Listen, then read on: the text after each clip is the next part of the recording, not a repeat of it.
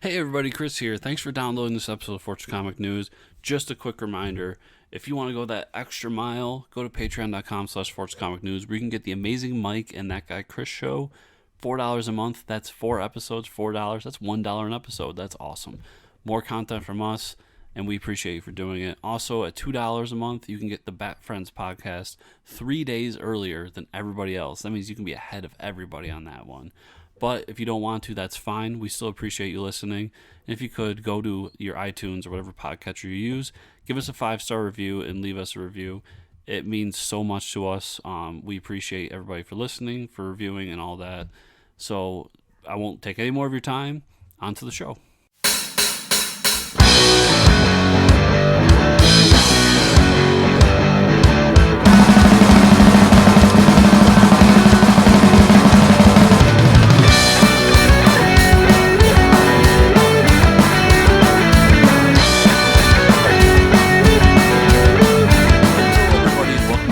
Comic News, episode 142. I am one of your hosts, Chris, alongside the most important international businessman in the world, Mike.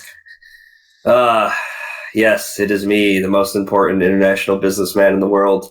As you'll see if you're watching via video, I have a different background with Dragonfly Man and Stinger. And that is because we have an amazing guest on the show, returning guest, Tom Peyer is on the show. He's going to talk Ahoy Comics. He's going to talk Wrong Earth, that's now involved into Dragonfly and Dragonfly Man. So stick around to hear more awesome stuff from that awesome dude, because Ahoy Comics, it's been a year now. I can't believe it's been a year, but man, they've just been rolling out some awesome content. Yes, they have. So check that out. Give him your money. And with that, we'll give Chris your money, I guess. Yeah. My bad. Give Chris your money. Then he will buy Ahoy Comics. Yes. Without further ado, I don't want to waste any more time. We got to get to the Tom conversation here. So I guess we'll just jump into the news. Let's do it. All right. TV looks like Kevin Conroy isn't playing just Batman on the CW. We've talked about Kevin Conroy, the CW crossover, going to finally be Batman. Well deserved. Long time coming, we've said.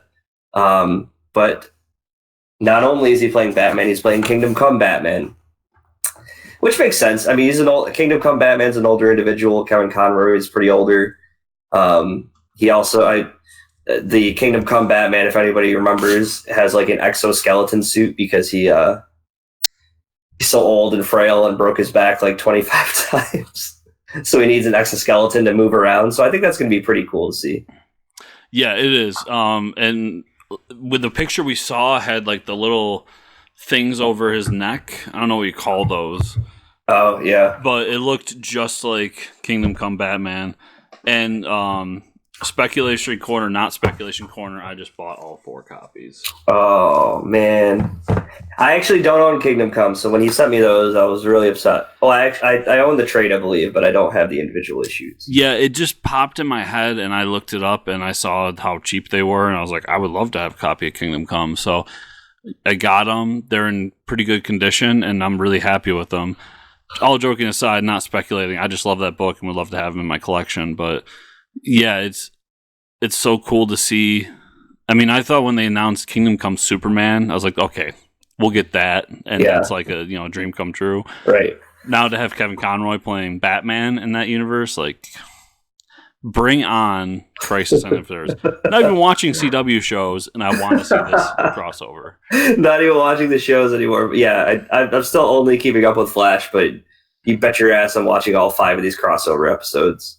And the pictures I've seen of Brandon Ruth back, as Superman, looking like Kingdom Come Superman, I just can't get more excited for this. Yeah, and I'm not gonna lie, like seeing Tom Wellington back on like what looks like the Smallville set. Yeah, you got to mix up. It's Beef Wellington and Tom Welling. So sorry, it's almost dinner time, and I want some Wellington. I'll order a Tom Wellington, please. All right, so let's jump into the TV stuff we've been watching. Are you keeping up with Walking Dead? Yeah, last 2 episodes are really good, actually. So we find out. So we didn't do a show last week, so I'll quickly go through last week's episode. But we find out basically that the doctor that's in the community is actually a whisperer the whole time, and he ends up killing Sadiq. And then just to fill out any plot holes, we end up finding out that he's a new recruit to the Whisperers, but he's somebody who's kind of all in on it. So that's how Alpha's daughter has no clue who he is. And he's been the one poisoning the water supply. He's been the one killing a bunch of people, and he's been the one putting up all the graffiti that says "Silence the Whisperers." So basically, his entire job is to try to push the people into fearing the Whisperers a little bit more, and basically break down their community and make it fail. It was very interesting. And then the last episode was all about what to do with him and kind of his transformation back to who he was instead of the character we know. So it's been really great, and the B plots have been good too. We got Michonne going off to find some weapons, and we got a group that crossed the border and is now kind of fallen into a trap laid by Alpha. So I'm really enjoying the show. It's just been really great so far. Now the show I want to talk about, Mandalorian. Woo! Cool. Episode 4 just came out this Friday. This show, can I tell you, is everything I wanted out of a Mandalorian show. It's Baby Yoda just gets cuter and cuter every episode. Yeah. I mean, the last couple episodes, I mean, he went back. He had to save Baby Yoda because he was having second thoughts about giving him up as a bounty. And then he goes to a planet to hide out. And actually, the actress that he meets on this planet to hide out, I don't know if you remember. Do you remember American Gladiators? Yeah. She was one of the like the jacked women in American Gladiators. I can't remember her name. It might have been like Diamond or something like that. Okay. Yeah. So now she's playing like an ex shock trooper that pretty much is left after the fall of the Empire, which is awesome. I think that's an awesome storyline. Yeah. So they're both hiding out on a planet. We need to hide out here. Okay, well, there's if you want to hide out in the middle of nowhere, there's these raiders attacking us. Oh, they happen to have an ATST. Okay. I don't know if you remember, but the Ewoks took down ATST, so I can't imagine they're that hard to take down. Listen, the Ewoks were a warrior race, okay? Okay, just saying. Well, the whole episode's rolled around one ATST. The Ewok, I mean, a lot of Ewoks lost their lives for that, so rest in peace. But I thought it was a fun episode. I think it really, I mean, it cements the fact that the Mandalorian cannot leave Baby Yoda alone and has to stay on the run. Or at least has to go find out the reason he's being hunted and go hunt them himself. Yeah, and I think what's great about this, too, is Jon Favreau has been behind this whole thing. Yeah. He's actually being courted to basically helm everything Star Wars moving forward, which is fantastic because what he does really well with this, we talk about it every week, but it's a spaghetti Western in space. Right. So what he does really well is he knows that, like, yeah, this is a Star Wars show, but we have these characters, and if we put them in it doesn't have to be a Star Wars show. It could be a X, just like when they did the Marvel Universe in the beginning. Captain America: Winter Soldier was a spy thriller, and so on and so forth. So, like, I love the idea that he's taken this universe and just done something different inside of it instead of just doing another random Star Wars thing. Not that I hate random Star Wars things, but so I really hope that comes to fruition because I think he has a great grasp on we can still do Star Wars but in different ways, and the fans will love it. But yeah, this show's been fantastic. Yeah, so good. Watchmen it's like a toss-up between Watchmen, Mandalorian, and Mr. Robot every week of like which is my favorite show. Watchmen has been absolutely I don't talk about Mr. Robot on here, but Watchmen has been absolutely fantastic. These last couple episodes, I've just been like, I've been to the point where I can't wait to watch it. And that's where I want to be with TV shows. The last episode, oh man, so much stuff happens. Mirror Glass. I can't remember his name because Silk Spectre always makes fun of him and calls him like Shiny Head or something like that. Basically, he gets tricked into following a girl home. You find out that you get his origin, which was pretty crazy to begin with, right? Yeah. Which we find out why he wears a mirror on his head. He was actually in New York City the day that the squid dropped and there was a psychic blast. So he has a lot of like PTSD about psychic blasts happening. So he wears like, tinfoil lined hats and stuff like that to prevent it from ever. He goes to like support groups. And then he gets tricked by the 7th Cavalry, plant someone at the support group to pretty much lead them to their lair and kind of expose what's been going on behind the scenes. Of the squid was, it was placed there by, we get a video from Ozymandias and saying that the squid is going to happen, and then I'm going to keep everybody in check pretty much moving forward. I'm just going to keep releasing all these random squid portals are going to open up all over, and just to keep, and that's been causing a lot of PTSD for people and like keeping them traumatized. So they basically capture him. They show him this. They've been doing some portal teleportation science stuff on their own, which is pretty crazy because this is like the first real experience we've had in the show with something like otherworldly, you know what I mean? Like some other power besides just punching people. And then also we finally figure out who, what's his name? Hangman. It's not Hangman. Hooded Justice. Hooded Justice. We find out who that is, which was a pretty crazy reveal as well. The grandfather of Knight, is that her name? I believe so. Was actually the Hooded Justice. So he was the one behind the chief of police hanging himself, and he kind of convinces the chief to do that, all because like the way he was treated. He was in the police force, and he saw all this injustice happening in the early 1900s of the people, 1920s, 1930s, of like racism, and so he actually almost was lynched and used that as like his costume to go around fighting crime on his own. And now here we see him with like a wheelchair, and years later, and there's definitely something going on there of like why he killed the chief of police. And I mean, we're going to see that story unravel, but Knight is in a pretty bad spot because the reason they kept the 7th Cavalry grabbed the mirror dude was to convince him to turn Knight in so they can kind of stop chasing around the 7th Cavalry, get them out, get the police off their back, pretty much. So that's what happens. He turns her in, even though he doesn't really know if it's the right thing to do or not. Yeah. And during all this, like, she ends up finding out that the pills that she got 2 or 3 episodes ago are what is known as nostalgia. Mm-hmm. And it's people's thoughts. That was pretty cool. Distilled into a pill, and she ends up swallowing all of them, knowing that it's her grandfather's, and that's how we get the origin for Hooded Justice. And I thought it was interesting the whole how to connect Hooded Justice and this new interpretation of him into what's going on with the town, and how there's that backstory of racism and lynching and different problems that the town has had over generations.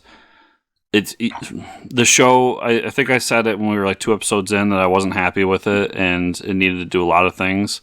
And I think since then I've said every week that it keeps doing the things that I asked it to do. Yeah, right. And it's just been fantastic. Yep. And then you didn't even mention the B plot of Ozymandias trying to figure out where he is and how to get out. Yeah, and finding out he's on a moon of Saturn. Yeah, yep. And ends up using a bunch of the cloned Butler's dead bodies to make a giant help me sign. Yeah. Oh my god. The show is crazy. It's definitely one of those shows where it's going to be tough to jump in. So if you haven't jumped in yet, start from the beginning, because right. Yeah. It's just there's so many plots going back and forth, and like how they're interweaving into each other. I'm absolutely loving it, just like you said. Yeah, there's so many crazy things going on with it. Movie news. This is no surprise. Todd Phillips and WB are in talks of a Joker sequel. Don't really need to see that, but it's happening. As well as more villain-centric movies. Yeah, we originally had heard from Todd Phillips that DC was going to do this Black Label thing for their movies, where they focus on not so popular characters or not always superheroes. So it seems that their next villain-centric movie will be the Joker again. We see it as a recurring theme in the comics too, because he sells books. But yeah, I get the feeling that if this happens and they get Joaquin, whatever the fuck his name is. Joaquin Phoenix back, because he's kind of said that he doesn't want to, but then it's been rumored to be in talks, so I don't know what's going on there. But if he comes back and they can get him for multiple movies, it would not surprise me if this goes from Black Label to, this is the Joker for the DC Extended Universe. Right. Yeah. There might be some hand waving involved. Yeah, but he falls into a time portal. I like one-shot stories with villains. Like, right. We talked about a lot of the villain stuff this year. Yeah. With Riddler and Black Mask and a bunch of other ones, but I don't know if I don't know, any character in the hands of a great creator can be great, but I don't know if we need like a movie for every villain. Right. Personally. Yeah. I think you need to. I think Joker could have worked. I mean, everybody can hear our extended thoughts on that on Patreon, but it could have worked. But the way they did it, I don't know how you mix it in with a Superman. yeah, I don't either. I'm not sure. Yeah, but we'll see. Yeah, so the Batman cast yet another villain for its upcoming movie. John Turturro, great actor by the way, will be playing Carmine Falcone, which is, I feel like this is going to be like the first scene in the movie. They line everybody up and they all just die. I don't even know if these characters are actually going to be in this movie anymore. I don't know if this is all like, smoke and mirrors. They're trying to, get us. I don't know. I don't know what's happening over there. Yeah, because it takes away my whole theory with Penguin. Right. Because I was like, okay, you have all these villains. Penguin's just going to be the guy behind everything. And then you're going to find out he's going to be in the next movie. But then Falcone, that's all Falcone does. Yeah, I know. Falcone's just the guy behind the guy. What if we get a movie where all these villains are established, like they own their own sectors of Gotham, and they're competing for turf or something like that? And it'd be like it's almost like Arkham City video game is what it's turning into. Yeah, we were at a point where I could see where you were setting up villains for future movies. Right. And it had been said this is going to be a trilogy, but we seem to be getting even further away from that and more just what else can we get? I expect next week we'll get Killer Croc. That's going to happen. The only thing I'm disappointed about is no Clayface yet. The only thing I'm disappointed in is there's no Underdweller. Underdweller, yep. That's just... Bring back Underdweller. Yeah, Best Batman villain they did nothing with. Give it a couple more weeks, it might happen. So the Sam Keith's The Max series with 2 X's has been picked up for film adaptation. Channing Tatum and Roy Lee are taking producing roles for the film. The Max was a really popular comic, mostly in the 90s. Recently crossed over with Batman. Recently came over to Batman's universe. So that'll be pretty cool. It's another comic property being picked up, put on a big screen. Yeah, not too shocking. I mean, it was kind of along the same vein of when Spawn came around, and so we'll see. It got picked up. We'll see if anything happens. Channing Tatum, I don't know if anyone remembers, but it was supposed to be Gambit. Yeah, a long time ago. So we'll see. Yeah. And this is pretty interesting. WB is currently in talks with J.J. Abrams to helm their upcoming Green Lantern and Superman films. Which is weird because HBO Max announced they're doing a Green Lantern core series. So I think pretty much if J.J. Abrams says yes, they just can everything and just let him do whatever the hell he wants. Yeah, those are also like Berlanti shows. So Right, yeah. So they don't really count as. it's weird though. Like J.J. Abrams, what's his company, Bad Robot or something like Yeah, that. Bad Robot. Yep. They were given a first look. We talked about this months ago. Yeah. Deal with WB, and now this is kind of coming out. I mean, who's done a better job of reinvigorating giant franchises than J.J. Abrams in recent memory? I mean, he made the only good Star Wars or Star Trek stuff. Come at me, Star Trek fans. He rebooted Star Wars. Star Trek. He basically rebooted Mission Impossible and It's made so it like what funny. it is today. It's so funny. He's just taking all these franchises by storm. He's like, "What do you got next for me? Superman? I'll take it." Yeah, and then there's like deep rumors that Michael B. Jordan's going to play Superman, which fine, whatever. I'd be fine with that. I don't care. Yeah, like that's one of those things. Like Superman, yeah, he can be black. It doesn't like it really to the backstory doesn't matter too much. And the fact that another group of people can finally identify with Superman, I think, is fine as well. Yeah, I'm fine with all that as long as it does. Like if you, we'll go out. I'll go out on a bit of a limb here, but if you just like told me that Superman's going to be a transgendered alien who flies around in a pink suit, like okay, it's not Superman anymore, right? But to say that like Michael B. Jordan, black man's gonna be Superman, yeah, fine. I mean, it doesn't really hurt too much of the backstory. Yeah. You can still do the same things with him, and Michael B. Jordan's a great actor, so why not? Right. But so these two coming together, like that'd be interesting to see. Yeah. J.J. Abrams, who, like I said, has been the reboot master, come in and kind of squeeze new life in DC. I would love to see this just because what do they got to lose at this point? And really, honestly, they could just take like Michael B. Jordan could be just on the set for Creed because he's pretty much shirtless fighting people, and they just shoot scenes for Superman the same day, shirtless fighting people. I mean, it's like doesn't he have facial hair in Creed? I don't think so. Not the first one. Oh, I was gonna say they could just CG the beard off too. It's not. Oh yeah. Damn it. Yeah. So with that being said, we're gonna jump into this awesome interview with Tom Peyer, and we will see everybody on the other side. Welcome back to the show, everybody. Welcome back to the Fortress. Our amazing guest today, Mr. Tom Peyer. Welcome to the show, Tom. Hey, thanks. Nice to be on. Yeah, thanks for coming back. And I'm glad you are back because I think since last time we talked, there's so many cool things happening at Ahoy Comics right now. And for our listeners that don't know who Ahoy is, they should because we talk about it all the time. Why don't you give us a rundown of like what you guys are doing as a company and indie comics in general? Well, we have been publishing for a little over a year. Our first comic came out in September of 2018. Mm-hmm.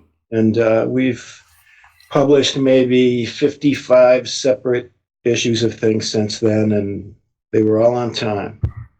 Yeah, it was all. That's the most impressive part, I think. That's been great. Yeah, we're very proud of that. Our first book was called The Wrong Earth, written by me, drawn by Jamal Igle, who's such a genius. And I think we'll talk more about that later, but it's about a grim and gritty mass crime fighter who switches Earths accidentally with a campy, silly 60s version. Mm-hmm. And we've done a lot of titles now, and they tend to be funny. We look for things that are funny and entertaining and pretty much self-contained and kind of adult. Mm-hmm. And like if we do a superhero comic, the main question is never like, will the good guy beat the bad guy? Because we already know the answer to that. So It's usually about something else. Our biggest book in terms of sales and attention, and it's of great quality, is Second Coming. Yeah. Which is by Mark Russell and Richard Pace and Leonard Kirk and Andy Troy. And I can't say enough about how good this series is and how lucky we were to get it. It's the story of Well, basically, God looks down into the world and sees that there are now powerful superheroes and decides to send Jesus down to live with one of them so that Jesus can toughen up and learn how to use his power more forcefully. Meanwhile, Sunstar, who's the superhero, keeps running into problems that he can't solve with his fists. So it's sort of a meditation on power from two different ways. One is this sort of pacifist, loving way of Jesus Christ, and the other one is the punch through walls guy. And neither of them is quite happy for the story, but things work out. We're going to do several series of this. It's just a wonderful book, and Mark Russell's up for it, and he's such a thoughtful writer. And it's like, but his books still are so easy to read and fun to read, even though he packs so much thought and ideas into them. I love this comic. It was notorious because another publisher was going to publish it and then decided, maybe we don't want to publish Jesus. Some people who never read the book were getting mad about it. But I have to say, we get more letters on this book than we do on any other book. And I would say the majority of them are from believers who are not mad about the book, which was a huge surprise to me. Wow. That is surprising. Yeah. So they see it as like a celebration, or they like the way it's portrayed, or they like the way it challenges their ideas. I think some of them feel like it challenges their ideas respectfully. And it's also just so funny and entertaining. I mean, who could hate it? If they actually read it, who could hate it? Yeah. So that's a good point. We're proud of that one. We're proud of all of them. Right now we've got a second series of Edgar Allan Poe's Snifter of Terror. And you can see Edgar Allan Poe here punching Hitler like on the cover. It's sold. And, they are funny, disrespectful, kind of snide adaptations of Poe's stories. We're sort of pretending that Poe was a worthless drunk who couldn't write very well. When, of course, that's not true, but it's funnier if you believe it. Yeah. So, what else do we have going now? We just currently have Dragonfly Man, Poe, Second Coming. We have a couple new projects starting in the spring. One is called Born by Mariah McCourt and Sue Lee, and it's a wonderful story about this like demonic invasion from another dimension. And the only people who can defend against it are these two octogenarian women. And they're our heroes. We're the chosen magician to save the world as a woman in her 80s. Wow. Which is an idea. Yeah, that's an interesting take on it. That's awesome. And we've got another Mark Russell comic with Steve Pugh, who was his artist on the Flintstones. It was a comic. And it's called Billionaire Island. And it's about billionaires getting together and starting an island away from our laws that is intended to be a paradise for them. But of course, there's a lot of people it's not a paradise for. So that's another thing Mark's put a lot of thought into. So yeah, it's we talked about that on the show, and we think that Mark handles kind of not maybe sensitive topics, but somewhat controversial stuff. But he does it in a great way, like the way he presents it, and it doesn't feel so one-sided or anything like that. It's just and like you said, it's still easy to read. Yeah, it'll be an interesting book. He's such a fair and thoughtful guy. I mean, everybody expected Second Coming to be, let's laugh at Christians. Right. And it really isn't that. Let's laugh at some Christians. But, right. He's not happy with the way things have turned out with his religion. But you can imagine. Yeah. Right. Well, yeah, my favorite moments in that book are when he has God give down, like, or even Jesus say something, and then how it's interpreted through different people, and how both of those characters are just like, that's not what I said. Right. I think he's done a fantastic job of taking Christian mythology and everything there and kind of presenting it in a way that you can see why people believe, even if you're not a believer, but it does kind of get to the core of some of the problems that people have with the religion at the same time. He's a fantastic writer. Spot on, and he is a fantastic writer. And he'll have some really thoughtful things to say about freedom and money and stuff in Billionaire Island. Yeah, cool. So then the last one in that group is going to be Penultimate Man, am I correct? Penultimate, yeah. Yeah, Penultimate. Penultimate is the second to last stage of human evolution.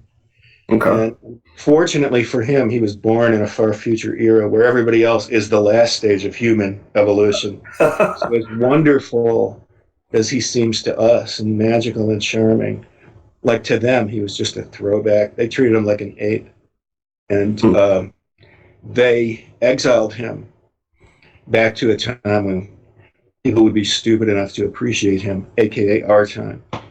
And so he's here with us, and we adore him. We can't get over just how amazing he is. But deep down, he knows he wasn't good enough to stay home. Wow. So he's having a real crisis, and he built an android helper who can stand in for him, named Anti-Penultimate. And Anti-Penultimate sees how much pain he's in and wants to fix him. So some of it's about a robot trying to fix a person. That's really interesting. Huh. Thanks. At some point, it won't take me 5 minutes to explain. I mean, there's a lot of that's awesome. So we're also doing another series of Captain Ginger, which is our series written by Stuart Moore and drawn by June Brigman, and it's about a starship that's staffed by humanoid cats, and they really behave like cats, and it's wonderful. Like they're on the bridge watching the view screen, and these powerful enemies show up who are like darting points of light, and so they're cats. They can't help it. They just start chasing the points of light on the screen. That's amazing. They also can run a starship, so they're very fun to read about. That's awesome. I guess let's talk about Dragonfly Man too, because that started off as Wrong Earth, right? And I remember I talked about how much I love that book, and now it's awesome to see another series coming out of that. So do you want to talk about that a little bit? Yeah, thanks. Well, Jamal Igle did such an amazing job co-creating and drawing Wrong Earth, and he had a prior commitment to go off and do another book for the better part of a year, I guess. So we wanted to keep putting out these characters because we love them and people seem to be responding to them. Mm-hmm. So, and there's so much material to cover from before they were trapped on each other's worlds. What were they like in their own comfort zones? And specifically, we get to see their relationship to their sidekicks, which we don't get to see in the Wrong Earth. So it's kind of a compare and contrast. You know, we'll spend 5 pages on one Earth and then zoom over to the other Earth to see how the gritty, grim, ultra-violent crime fighter is doing, and then we'll go back to this sort of Filmation cartoon world of the naive superhero. And their sidekick is named Stinger, and he's got a little mask, and he's on the grim and gritty world of Dragonfly. He is treated as a soldier, and he is expected not to think and expected to follow orders to the letter. Mm-hmm. But in the happy world of Dragonfly Man, it's more of an educational process. Dragonfly Man wants his sidekick to grow and become as great at everything as he is. So it's we pop back and forth on the two relationships, and you can imagine the gritty Earth Omega Stinger's not the happiest kid in the world. Yeah, for sure. And I think it's interesting how you do that back and forth of like, okay, well, the villain is Devilman this week, and he's on the gritty Earth Omega. He's a little more like a mutation. He's like, mutating animals and doing all this other splicing stuff, and it's not as happy-go-lucky but it's He's you can very, see, very- yeah. And then you get to Alpha, and they're like, punching kangaroos, like boxing kangaroos. So right. it's like pretty Paul cool. Lynde with a cape. Yeah, if you know your ancient pop culture. Right. Yeah. So yeah, I was very proud of our scene where Dragonfly Man boxes a kangaroo, because I couldn't find any other example of a mass crime fighter doing that in the whole history of comics. Yeah, it was the first for me. And then I was thinking, like, why have I never seen this before? This is amazing. And I gotta say, Peter Krause has stepped in to draw Dragonfly and Dragonfly Man, and he's wonderful. The stuff, his characters are appealing and attractive, and they seem like real people, and that's really important to me. And I love, especially when I'm writing funny, I love to tell jokes with a straight face. I think they come out funnier that way. Yeah. Except in the case of Hashtag Danger, where Chris Giusso's art is so wonderfully goofy and cute. Right. So, and I think that adds to it too. I mean, the when you get over to like Earth Alpha, it's still so well drawn and supposed to be taken so seriously, and then they talk about the weird gadgets they have and stuff. It's pretty. It fits it. I think it's cool. Mm-hmm. People take it as precisely a knock of that we're making fun of the Batman TV show from the 60s. Mm-hmm. Which absolutely we are. That's my favorite TV show, so why wouldn't we? Yeah, exactly. Also, but what people need me to tell them sometimes is that the Batman TV show was a very accurate reflection of what comic books were. These leaps in logic, this like insane respect for authority, these the traps and the unbelievable ways to get out of them. That's all from comic books, and it's not just Batman comic books. It's all comic books. Yep. Yeah, we always refer to it as comic book science, and it still happens today for sure. I have a PhD in comic book science. It's amazing. This is the first doctor interview we've ever had. This is great. The secret to doing anything you're going to do is rays. You got to have a ray. Yeah. The basis of comic book science. Evil ray, shrink ray. Good ray. Yeah. You can have an evil ray or a good ray. Yep. That's amazing. So with everything going on at Ahoy right now, how has it felt to see how the company's done over the past year or so? Because you guys started off with a few books, threw them out there, and now you were able to pick up Second Coming and a few others as well. Like, how has the reception been for you from the start to now? The reception has been utterly heartwarming. I mean, we had a booth at the Baltimore convention this year. We don't do very many conventions, but we went to the Baltimore show for the second time. And we were starting to see people who just identified as Ahoy maniacs coming up to us and telling us they read absolutely everything and it's their favorite thing. And you really don't know that exists until you see it with your own eyes. So that was really heartwarming to know that. And we've got a really good, I think, a lot of people know about us now. A lot of people recognize who we are. We've got a publicist named David Hyde who's just been spectacular in getting the word out about Ahoy. And that's been a real advantage for us. Awesome. And we were very lucky to get Second Coming, obviously. That got so much attention. So I'm really hopeful about the future. And I'd like to keep doing this as long as I can. So for the immediate future, I remember last time we talked, you had discussed the idea of doing seasons as opposed to ongoing comics. Do you still see a lot of these properties going on as seasons? Like, how are you doing it now with more seasons and a few books like Billionaire Island thrown in along the way? Yeah, I think that's right. Like Planet of the Nerds was a comic we did with Alan Robinson drawing, Paul Constant writing, which was here, I'm going to show it. Oh, nice. All this stuff's out in paperback that I'm showing. Yes. Planet of the Nerds that story ended. There's no bringing it back. It had such a satisfying ending, Mm-hmm. and I don't think Paul would even know what would happen next. But I would say most of our comics are designed to come back. Wrong Earth, obviously. High Heaven will be back. That was in our first wave. Um, Captain Ginger's coming back. The second run, the 2nd season of Captain Ginger starts pretty soon.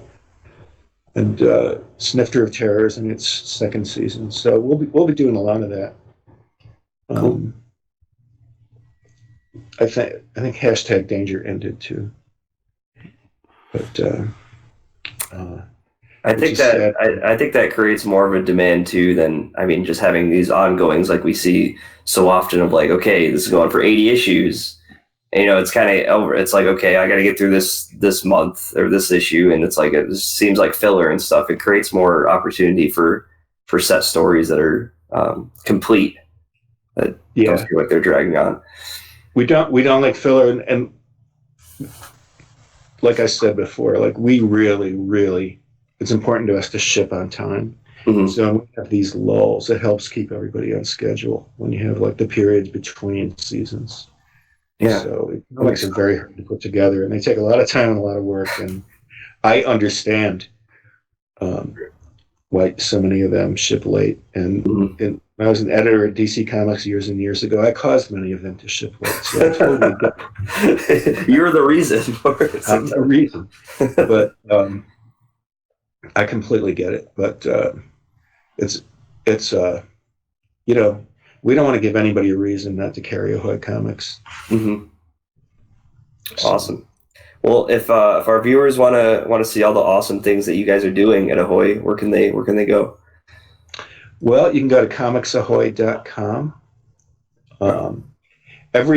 One thing about Ahoy Comics is that when you're done reading the comic, there's a whole bunch of other stuff to read in it. We run short stories. We run poetry. Mm-hmm. We even run a couple of crossword puzzles. We just fill them with stuff because a lot of people feel like they pay a premium price for a comic book and they're done with it in 10 minutes. Mm-hmm. It's and we don't want to do that. We give you more stuff to read. So awesome. We're going to be doing more of that. What was the question? It was going to actually. No. I was just sending where can you send everybody to follow Ahoy Comics? Okay, so here's the deal. Yep. Every Friday you can go to comicsahoy.com and read one of those stories because we post them for free. We post awesome. them for free. So, and they're so good. Yeah. And our Twitter feed is at Ahoy Comic Mags, and that's pretty lively and pretty busy. Mm. Cool. And I think we're Comics Ahoy on Facebook, but I think Twitter's the place where most the activity happens. Yeah, that's what I've seen at least. Yep. Yeah. And everybody go to your local comic shop and ask for Ahoy too. Yeah. Best way to support anybody. And I'm sure you guys are on Comixology, correct? Yeah, we are. Yes. Yep. So, yeah, any of those places where you get your comics, find Ahoy. Like we said earlier, Mike and I are huge fans of Ahoy. We read a ton of your stuff. So, thanks for putting out great books, and thanks for being a great conversation. And I can't wait to have you back again for season 3 of Wrong Earth, or whatever we end up calling it. Sure. Yeah, that'd be awesome. Thanks, Tom. And we're back. Wow. Awesome stuff. Always a pleasure to have him on the show. Please check out Ahoy Comics. If you haven't already, we preach about them every week, pretty much. Yeah. Tom, good people. Syracuse, man. New York. Represent. And to the comic news. Chris is very excited that Spider-Woman is getting her own series this March from Carla Pacheco and artist Per Perez. Very excited, aren't you? Oh, yeah. People like Spider-Woman. Yeah. They keep trying, though. They really keep trying. Yeah, with Spider-Woman. A for effort, for sure. Yeah. Marvel has made a deal, with Suburaya Productions to bring Ultraman to Western comics. That's pretty cool. Ultraman's awesome. I wasn't sure if you were an Ultraman guy or not, but I've never seen anything Ultraman. I was just like, wow, they're going to bring some Japanese superheroes over. Oh, I think it'll be fun. I I mean, I'm not a huge Ultraman fan, but the stuff I watch, I'm like, this is fun. I mean, it's like, I don't know, there's, robots and superheroes, and I think it's really cool. Don't get me wrong. My one big hangover / question is this going to mix in with the 616 universe? Because if you want me to really get, like, it's sad to say, but it's true. If you want me to really check this out, like, tell me that Ultraman's gonna like razzle with Doctor Doom or something. Yeah, maybe I'll check it out. But I mean, that's what got me to check Conan out. So I mean, but either way, cool, because there's a lot of fans out there of this, and Ultraman's been around forever. So makes sense. I don't know. There's some untapped potential there, I think. Definitely. We already talked about this, but Stuart Moore, June Brigman, and Roy Richardson are returning to Ahoy Comics in 2020 with the second season of Captain Ginger. So, yeah, like Tom was talking about, cats flying spaceships, pawing at blinking lights, doing cat things and also not cat things. So, yeah, absolutely love Captain Ginger. Me and the owner of my local comic shop got it to be like a shop favorite when it was out. Amazing. It's so ridiculous and fun. So check out season 1 and then be ready for season 2 because I'm sure it's gonna be great. John Layman teases more Chuniverse projects coming soon. If for people who don't know, that's the Chew book in the same universe. Chuniverse. I love saying Chuniverse. I know, Chuniverse. Anyway, Chew. I have read Chew up until like issue 30 or 40 or something. Chew's fun. I just trailed off. I never finished it. Yeah, I read through like volume 5, and I really like it. And I just kind of, once again, like you said, I fell off and have been wanting to pick it back up. But good on John Layman. I like me some John Layman stuff. Yeah, I think it's fun. I think it'd be cool because there's definitely a fan base still there. So we'll see where maybe that they're doing this. I will pick it back up. And I like his explanation too, because he started to say that he was getting really like burnout of the whole process and the universe, and that's why he brought it to an end. But then took some time off, and as you've seen recently, he's come back with a bunch of stuff in the past year. Yep. And stated that he just one day was sitting down to write for one of his projects, and he came up with like, I think it was 180 pages worth of Chew stuff. So it looks like that time off, that gap he got, kind of reinvigorated him and made him want to do more Chew. So I like the transparency behind what he said, and I'm down for more Chew. Yep. All right, let's jump in what we've been reading for the last couple of weeks. I'm behind in some stuff between work and the holidays. It's been kind of crazy, but I have read some comics, some new comics, some old comics. I want to start off, we'll just talk about Justice League. I don't know if you can help me on the number here, but 30 something. It's in a different pile. I think it's 36. Okay. Basically, just to sum it up, Lex Luthor's at full power, which Lex being at full power means that at the expense of the other villains, pretty much their powers get sapped. I heard he's over 9,000. He's over 9,000. This is his final form, I hope. The Justice League decided to fight, but needs more telepaths. We get Green Lantern in the Flashmobile, which is pretty cool. They're going to send him like through time, I believe, to meet up with the other groups. And then by the end of the book, Batman has a failsafe to create the Hall of Justice into a flying fortress, so that they're going to use that to fight off Lex when he comes to Earth to hold him off. Speaking of final forms, the flying fortress, that was kind of crazy. That was a little over the top. I can't remember if next issue that's Scott Snyder's last issue? I think so. I think this is the final fight or something. Yeah, it's either next issue or the following, but like the Hall of Justice turns into this giant thing, and like it's just going to be a huge battle, and I'm so down for it. It was a good issue. One of my favorite issues from this week, He-Man and the Masters of the Multiverse. I don't know if you saw that. Did you pick that up? I did not pick it up. Oh, man. I didn't even know this is... it slipped under the radar of when it was coming out for me, but I picked it up and I read it. Dude, all I have to say is, like, it was so much fun. It's an evil anti-He-Man going around and killing other universes' He-Mans and, like, taking their weapons. He-Men, sorry. He-Mans. He-Mens. And it's just a lot of fun. The first issue is really good. We get a meeting of all these other He-Men, and one of them's like a cartoony one that's drawn completely separate, like a cartoon, than the other ones. The comic book art is amazing. I forget who's drawing it, but it's amazing art. And it kind of ends up with a few of the He-Men team up to go like stop this anti-He-Man, and they end up in space, and they're like, they go to this universe, and it's like, where are you? It's like, well, you're at Castle Grayskull, but it's like it's a spaceship. That's the universe they're in. So like Castle Grayskull is in space. It was like, this gets awesome. I mean, it can't get any better than that. It was so much fun, and I'm glad I picked it up. Chris is just like, get me out of this. Hey, it's your version of Conan, all right? Yeah, I have a hard time with He-Man. I really do. Is it the loincloth? Yeah, it's the blatant what's the best way to phrase this? But homosexuality involved with. No, I'm just kidding. Yeah. No, the characters never connected with me. I've tried a few He-Man things, including like, there's He-Man versus Justice League. Yeah, He-Man. What was the video game? DC Universe. Oh yeah, the Injustice, yeah. And then I think I tried just a He-Man book a few times. I've even tried the cartoon. I don't know. And I will give Kevin Smith's He-Man a shot too when that comes out. But He-Man's always been tough for me. But yeah, I thought it was a really fun issue. I'll probably keep up with it. Dial H number 9 was this week.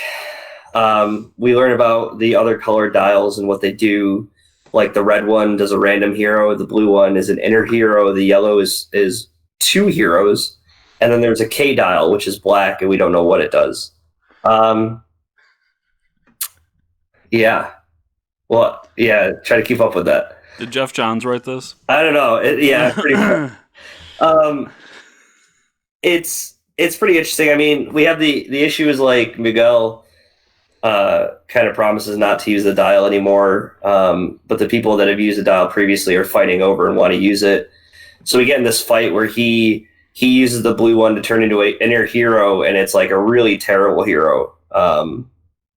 It's the hero he becomes is called Early Adopter. Like he early adopts all these tech gadgets, and they're like failed tech gadgets. They're awful. They're like, it's like basically he like throws new iPhones at you and stuff like that. It was a pretty funny hero to see. But he has to face off against the black and white Ninja Turtles, pretty much like the knockoff of the Ninja Turtles. It was a great issue. But in the middle of the fight, Miguel tries to get away using the blue dial.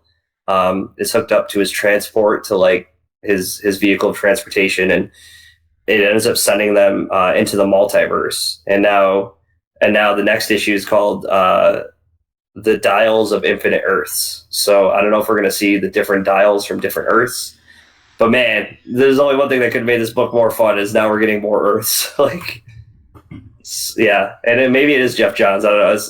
If it's multiple Earths, now Scott Snyder's writing it pretty much. So. Are we in search of a white dial? Is that what's going to maybe, yeah. The black dial's the evil one. The white, yeah. It's going to become like a Blackest Night thing. Basketful Heads number 2 by Joe Hill. This is from that imprint by Joe Hill, the horror comics. The last issue we left off with the deputy and his girlfriend were staying at the chief of police house. These escaped convicts had broken out, and they had just gotten to the house, and they're alone there. Basically the boyfriend knows where something is, so they take him away. I don't know if he's involved in some like sketchy stuff with the police. He tries to not give up his girlfriend, but they torture him and say that his girlfriend is still at the house. So they leave one of the henchmen there, and in the middle of the fight, she grabs, like, they have a whole section of the house that is like antiques and like artifacts. She ends up cutting his head off with this axe. And after she cuts his head off, he's still alive. Like, his head is still speaking for some reason. And so, like, she throws it in a basket and takes off. And we find out the reveal is the guy that she killed, or I guess kind of killed, because, like, the head is still talking, is a cop. So there's something dirty is going on with the police in town. But it was a cool issue. we're just starting to get to the what is actually happening, why why they're still talking after their head's cut off. So yeah, we'll see where that goes. Freedom Fighters number 8. I'm sure you read that. Number 8. I'm sorry. Was it? No, number 10, 11. It was 11. Number 11. Yeah, 11 out of 12. Sorry, I don't know where I got 8 from. Shazam was number 8, I think, this week. Freedom Fighters number 11. Basically, big fight happening, and then there's a bomb that's been activated that's going to destroy the U.S. Excuse me. Woo. Sorry, I tried to mute myself for that one. Sneezecast. Sneezecast. Yeah, so there's a big fight happening. They rescue Human Bomb and Doll Woman, and basically the grandson or the great grandson of Hitler is like, all right, we're just going to release the bomb that destroys 500-mile radius or something like that. So pretty much the U.S. is going to be wiped out next issue somehow, unless they stop it. I'm sure they can stop it. Hopefully, they are the Freedom Fighters. They are the Freedom Fighters. I like the Cyborg Superman versus Uncle Sam fight. Yeah, that's a lot of fun too. Yeah, well, like Uncle Sam's getting more powerful. Cyborg Superman's kind of on the ropes. And there's a lot of reference to the old Overman, so I want to say he's going to show up in the last issue. I mean, there's almost like he has to at this point from all the talk of him. I don't know. Yeah, he's going to show up like either decked out like USA all the way. Right. Or he's going to be like extra Nazi-ish. Yeah. Destroy everything. Something's going to happen. Well, I guess we'll see, but yeah, it was a great issue. Shazam number 8, Jeff Johns' book. Lots of colors. Yeah, lots of colors. Pretty much, we find out Black Adam and Dr. Sivana. There's a lot happening in this book, but Black Adam, Dr. Sivana are teaming up, and Sivana is pretty much, getting Black Adam to do his dirty work because he's like, I won't kill Kandak if you do all my dirty work. He's like, okay, then I have to do your dirty work. But we find out that he's probably going to double cross him, which that's not true to Dr. Sivana's character at all. Sure. Yeah. Apparently the key to everything is Billy's real dad, which at the end of the issue, the Seven Sins and Black Adam find his father, and they try to capture him. In doing so, we find out that he is the final champion of Shazam 2. He turns into, I think, the 7th champion? 8th? I think it's, I lost count at this point. But yeah, so that's how the issue ends, is he transforms into the newest Shazam hero. So we'll see where that goes. Each of the people that take up the mantle to Shazam are supposed to be in charge of like one of the magic lands or the different lands that they're in. Yeah. So that was a good issue. That's pretty much all I got to it. There's some other stuff I'm missing. I'm in the middle of reading The Dark Multiverse Infinite Crisis, which is the what if Blue Beetle didn't get shot in the head by Maxwell Lord. So that's pretty cool. Yeah, I'll jump on that one. Really good. It's all about Blue Beetle trying to basically taking over what Max Lord was doing and doing it quote unquote the right way, and of course it goes wrong. Much better than what was the last one we got? Blackest Night. Definitely a step up from that. Hello? Oh, I lost you for a second there. Yeah, I know. Everything just went black. It was weird. Definitely a step up from Blackest Night. I really enjoyed it, and the ending was kind of neat as well. I like how I won't spoil it for anybody, but they redo a famous Crisis on Infinite Earths moment, except making sense with the characters they're using here. Mm-hmm. And I actually can't wait for you personally to get to it, because it was oh, that's awesome. Avengers number 27 is setting up where the Avengers are going moving forward, which is they're in space now, and they have to figure out what's going on with the Shi'ar prison and why the Brood are basically taking over. And so they go up to space. We have a little bit of a time jump, and we find out that Thor has been infected by the Brood and is now like full blown Thor Brood. All the meanwhile, trying to figure out what's going on with Tony Stark and where he is, as well as what's going on with the Star brand. So it was an interesting issue. If you haven't been reading up to this, I don't know if it's a good place to jump in, but I did enjoy it. The Last God, issue 2. I really like this book, but it's telling two stories at the same time. So it's telling two paths to the same place, and it's set up as like book 1 of, and it doesn't even tell me how many. And I get a feeling this is going to be like almost a Lord of the Rings style epic of getting all these characters together to then fight the big boss. But we have this like demonic entity that's taking over and starting to flood people out of their castles. And different people have been infected, and different people are starting to figure out that they need to bring this old group together to try to fight this old dark god. If you like dark fantasy storytelling, it's a lot of fun. New Mutants number 2, I did enjoy. It's a lot of backstory on Sunfire and who he is and where he is currently in continuity, and then kind of mixed in with they went into space, they've been arrested, and now they have to go help out the Shi'ar Empire. A lot of Shi'ar Empire in this podcast. And that's the only way they can get out of prison is to help them out. So we kind of get what their mission is and who their leader is and what's going to happen moving forward. Once again, really tough because I'm reading this because it's a Hickman book. And 2 issues in, I don't know if I'd recommend it, but that's usually how Hickman books go, where I have to wait a little bit to see exactly what's going on. You're in it for the long haul. Yeah, and it doesn't help that I have kind of no connection to these characters. You don't like Gladiator? Come on. Oh, I mean, I'm talking about the New Mutants. Oh, okay. Yeah. Second Coming number 5.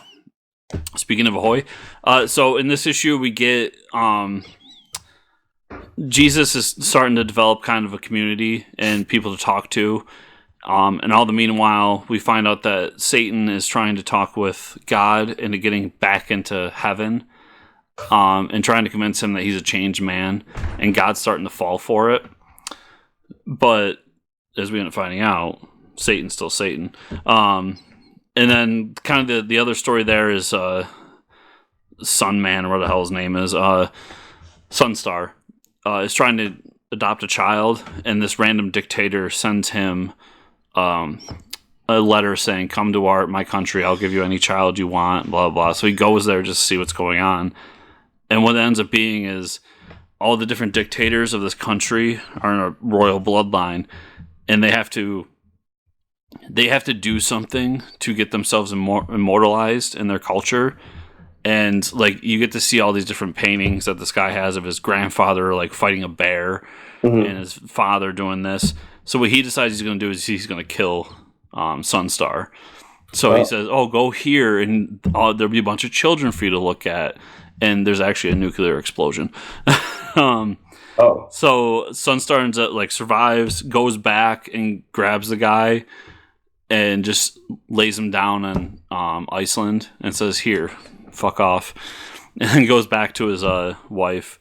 So we got kind of 3 storylines converging right now. But Second Coming, like we talked about earlier, fantastic book. I really enjoy it.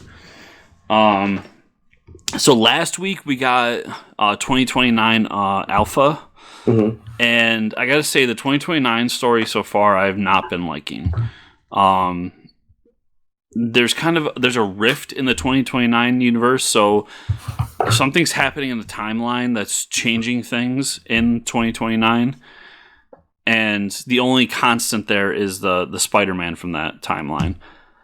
But they've changed Punisher, and we got Punisher 2099 number 1 here, and they changed Fantastic Four, and then I read Conan as well, that was the only one that was kind of interesting, but even that was just Conan being Conan with a laser sword. But it's been kind of a disappointment. The 2029 event that's going on. I haven't been digging too much. We got more coming soon, but so far we're 3 issues into the solo issues, and I think I've enjoyed one of them. No, we're 4 issues in, and I've enjoyed one of them. But what's going on in the current timeline with this event, I have enjoyed in Amazing Spider-Man.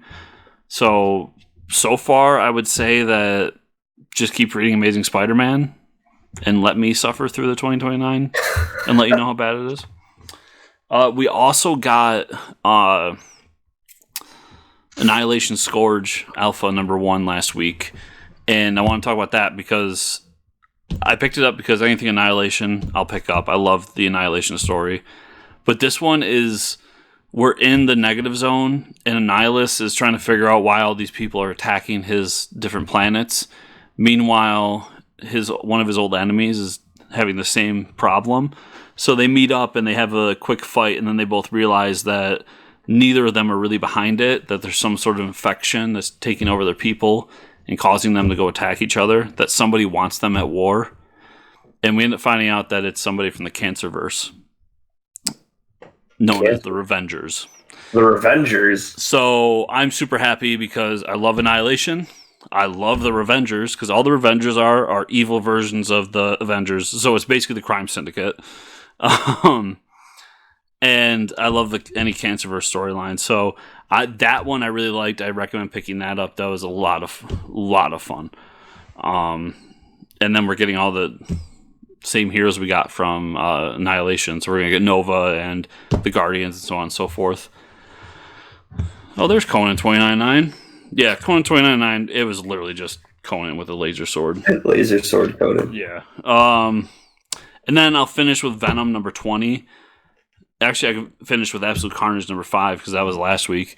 Absolute Carnage #5 was just literally a big fight between Venom and Carnage is dead. And then we end up finding out that Eddie Brock's son has some sort of power to manipulate symbiotes, but he can't really control it because he's a little boy.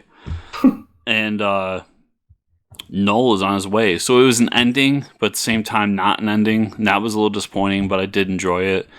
Especially if you take it as part of the Venom storyline, which then leads into Venom 20, which is kind of the aftermath of Absolute Carnage. And it's Eddie Brock talking to his son and kind of admitting that, yeah, I am your father. You know, this is what's going on. And basically creating a whole new starting point for Venom moving forward. So Venom's still been amazing. I really, really recommend Venom as somebody who doesn't read Venom. So one of my favorite books still. And next month is Venom Island with Mark Bagley. So good stuff. Nice. So Mike, before I pass out from talking too much, where can people find you on those internets? They can find me at Fortress Ricker on Twitter. Where can they find you and or the show, Chris? They can find me at Fortress Chris on Twitter, or you can find the show at fortresscomicnews.com, where everything we do is right there on that handy dandy website. Remember, everybody, 5 stars on iTunes or any other podcatcher. Like, subscribe, share, and all that fun stuff. It really means the world to us.